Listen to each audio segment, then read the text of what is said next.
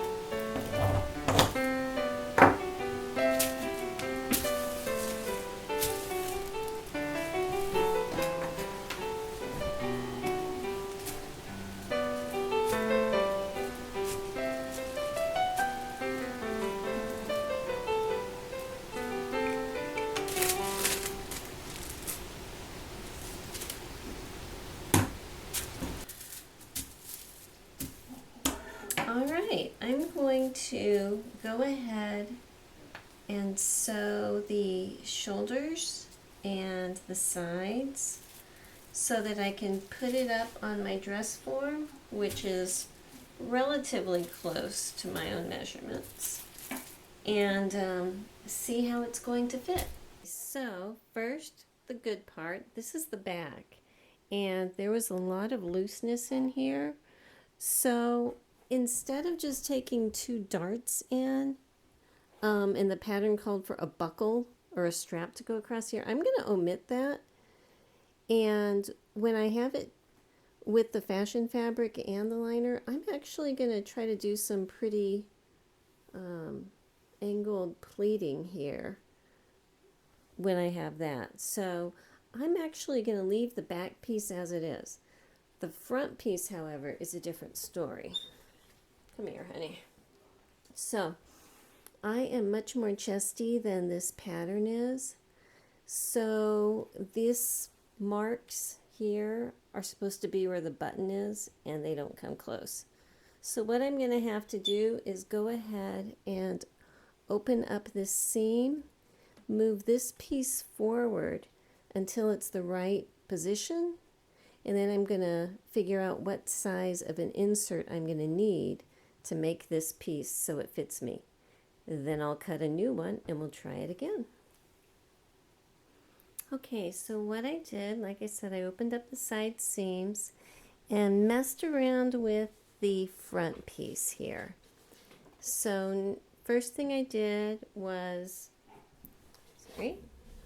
pin down where the center front would be. There's a much bigger overlap than you would think, but that's because there's buttons and buttonholes in here. And once I had that in place, I took my sides and placed them. And it looks like what I'm going to need in order to have a nice smooth line coming across the bust and over is a 2-inch wide strip. Now, the pattern itself had no fitting in it. This was just flat. And I want more of a fitted look. So I went ahead and pinned in a couple darts so I'll have more of a shape here. And this is a very wide dart. This is almost a 4-inch dart because it's 2 inches on each side. So basically I had all the fabric, but it was in the wrong spot. So I'm taking out 4 inches down here, tapering it up, but adding 2 inches down here and on the other side just to make it fit me better. But I think it's going to work. So what I'm going to do now is take this front piece off, separate it at the shoulder seams, and recreate the pattern piece based on this mock-up. Okay, so I wanted to show you what I was doing with this process. These are the two front pieces that I took apart. And really the only thing I was going to need to do was to add a strip over here that was 2 inches, which is easy. It's the dart that I needed to make sure I marked. And I had just kind of pinned it when it was on the dress form, but I want to make sure I make it symmetrical. Excuse me. So what I did is while it was still pinned, on each one I marked where the apex point was and where it met at the bottom, and I draw 2 lines. I don't know if you can see, there's 2 very faint blue lines on there. And then I matched those 2 pieces up, came up with a pretty, actually it was really close, and came up with a place where I wanted to make my permanent dart. And so I figured that out, drew it on, then I took my pattern, put it over, and I could see my marks underneath here, and I could just duplicate those marks and put them on here. And you can see there's a bunch of other stuff done. What I then did is I took a piece of paper and just taped it on. I never plan on using this pattern to make this dress. I think this is a terrible dress. So I will never be making this, so I don't care if I totally screw up this thing, because that's fine. This is the new permanent way for this dress. So what I did is I added the 2-inch strip here. I drew, let's see, that's the new apex, the red lines, and the bottoms. But then once you do that, you need to adjust the bottom edge. So if I was to fold where this new dart is going to be all the way up, you can see where the tissue paper, oh come on, work for me here. Where the tissue paper would be, it's not going to match up. So what I did is I taped more paper to the bottom, and I made a line from this point, which is close to the edge. That's the 2-inch we added, but it'll be close enough. I'll kind of smooth it. But I drew a line from here to the tip, and so that's my new bottom line, okay? So then when you open it, I'm going to be pressing my darts towards the center. Towards the side. So when you open it, it'll lay flat. Once I got down here, I had to add a little bit more paper on this side because this is going to fold over, and I need to make sure that those two sides matched. But all that done, I think I'm ready to go ahead and cut out 2 more pieces of this, put it back together with the back, put it back on my dress form, make sure it fits, and then we'll take it from there. Alrighty, here's the new version. Now, I am purposely not making it skin tight. I want a little ease because this is going to be a dress and I want it to be comfortable. But you can see here's the new darts. Here is, I just have the center front pinned at exactly the center. The other dart, you can see the side. And the back, I'm just kind of pinning it there because like I said, I'm going to be doing this inverted pleating thing here. But I think it's good, and I'm ready. I'm going to go ahead and cut out the muslin of the skirt and the fashion fabric of both. This side, the bright side, I'm actually going to put on the interior, and it's going to be the not so vibrant side that's going to be showing. But I wanted to show you the print because it's got a very distinctive motif. And on the back of my dress, you know how I'm going to have those pleats coming in? I'm thinking I'm going to center it around this motif here so that my pleats will be coming together kind of underneath this emblem-ish thing. So I'm going to be folding, my center back I cut on the fold.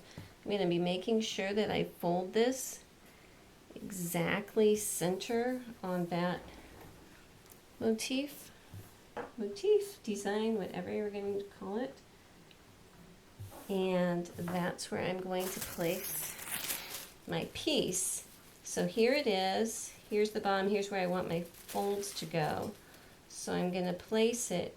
I think if I do it right here, I'll have enough room. And this is a front piece. I'm going to have to cut one and then flip it and cut another just so I make sure I'm lining it up. But where the center front buttons are, I'm going to be lining that up along here. And my goal is that when you have both pieces overlapping, that the exact center front should be this point on both sides so that the very front of the dress will look like this.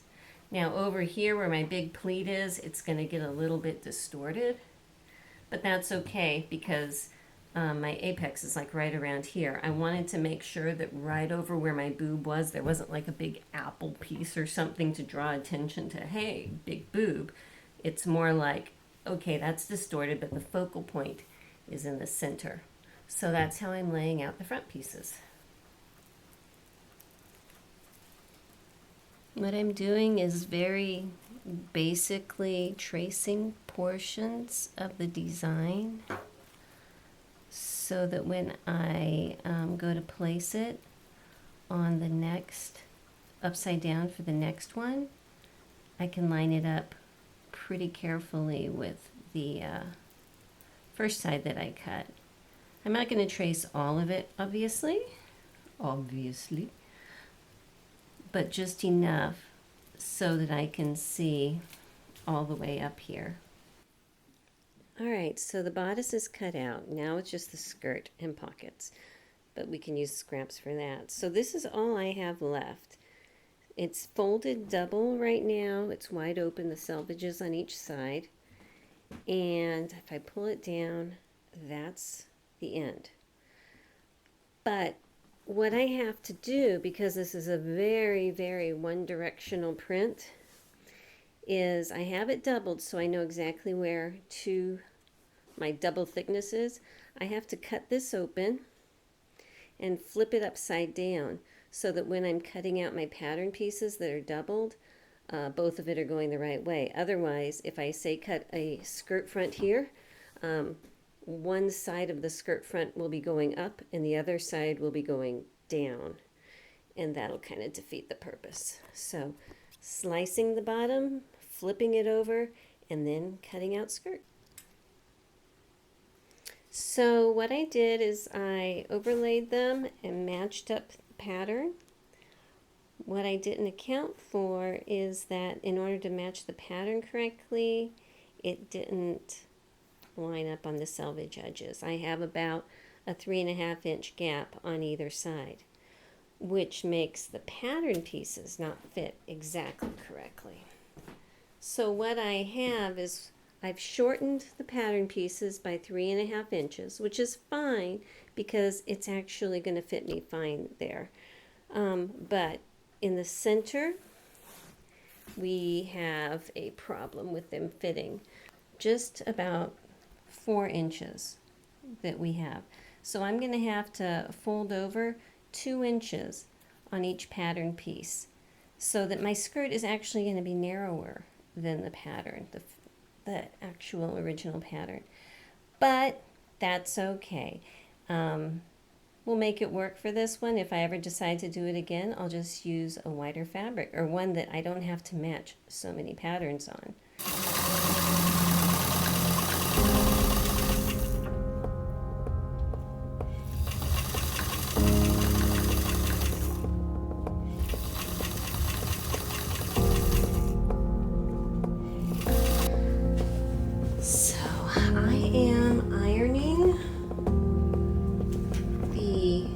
Shoulder seams open.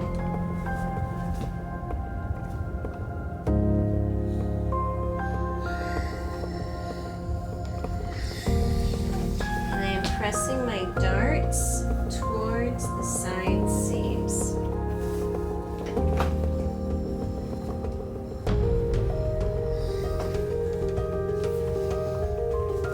And if all goes well, everything's going to match up really nicely. This is a waistband interfacing. It's fusible. I'm actually going to use it to reinforce where my buttons and buttonholes are going to go. So I'm going to cut it in half and use half of it on each side of the center front.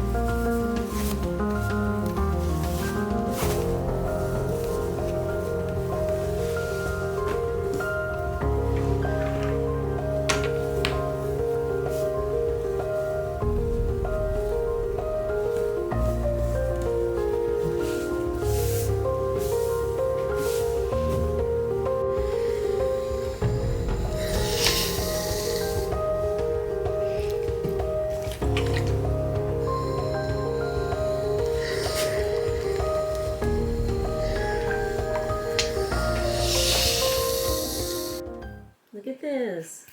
This is my center front, and it's matching up perfectly. I love it.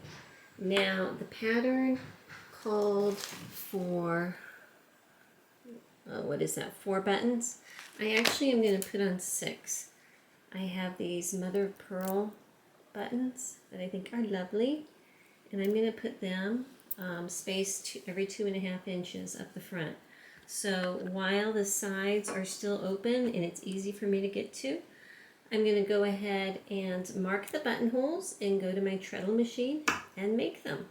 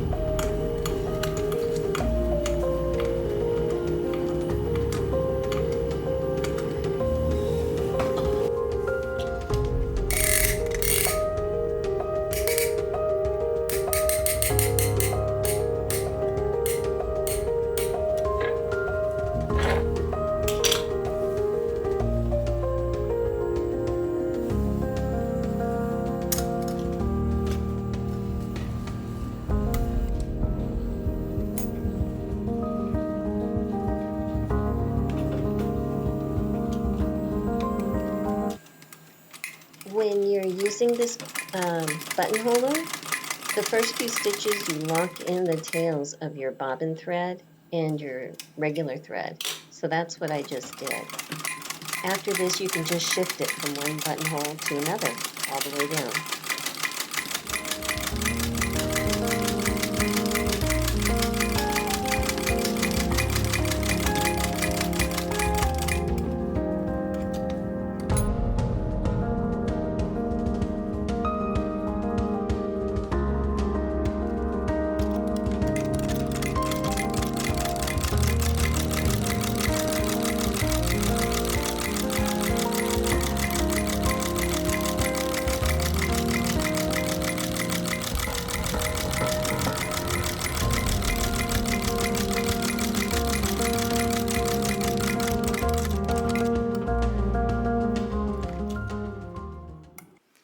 What I love about these buttonholes is it goes all the way around. A lot of buttonholers on sewing machines just make a bar tack on the top and the bottom, but these don't. It actually makes an ovally shape, and some of the cogs have like a keyhole shape, if you're looking for that. So, highly recommend. Fabulous buttonholer. But you can see I ironed it, so those blue ink marks are gone. So I'm going to go ahead and cut my buttonholes open and sew them on the other side. So I have that totally done, and then I'll get going on the skirt.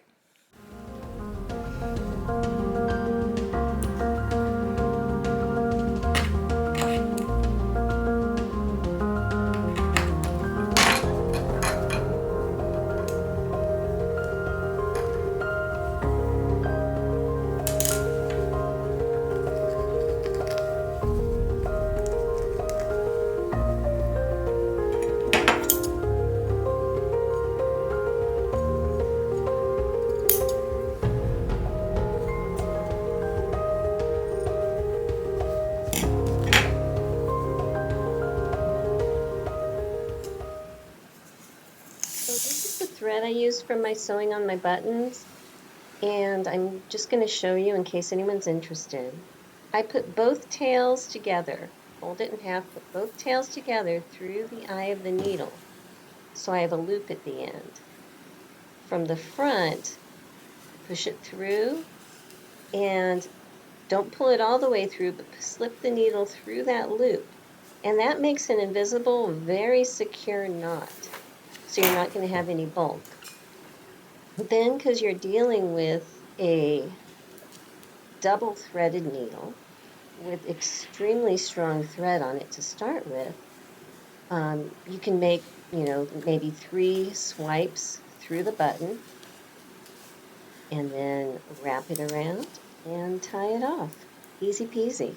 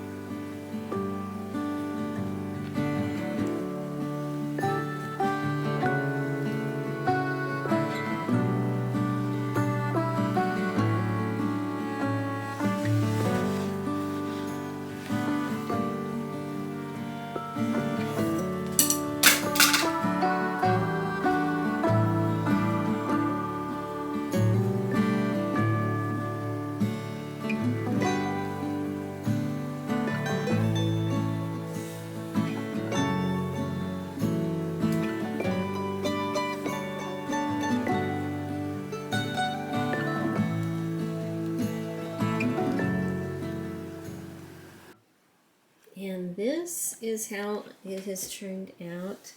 I have 2 rows of stitching down each side where the tucks are. And that center motif is centered the way I want it, so far so good. Alright, I did a lot of this off camera because it's kind of boring, but what I basically did is sewed the skirt together. This is the center front. And I'm making it kind of as if it's a wrap skirt at this point, but I sewed it down center front, and then I got the lining back here, and I did it kind of like a big bag. I sewed it all the way around and up, flipped it, pressed it. So this right here is my center back seam. And you can see all that work of trying to make sure the patterns matched came together nicely, and the pattern matched perfectly down the center back. And it should match on the center front also. The side seams, no, because they were cut at an angle. Where is it? Right here is a side seam. But that's not a big deal to me so much as center front and center back. So now what I'm going to do is come back and serge across the whole top, and then run gathering stitches. And I'm going to gather it up and attach it to my bodice.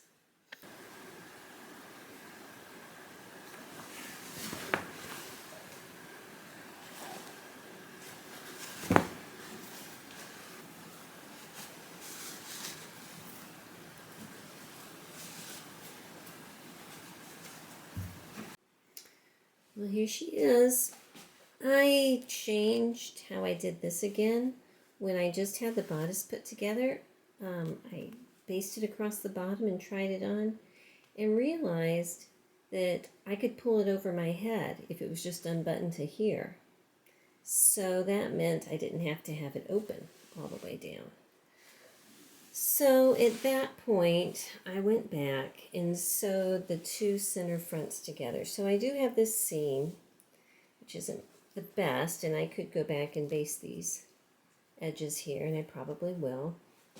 But in order to make it so that my matching center motif would line up with a matching center motif on the front, that was kind of my only option since I wasn't going to be overlapping this part.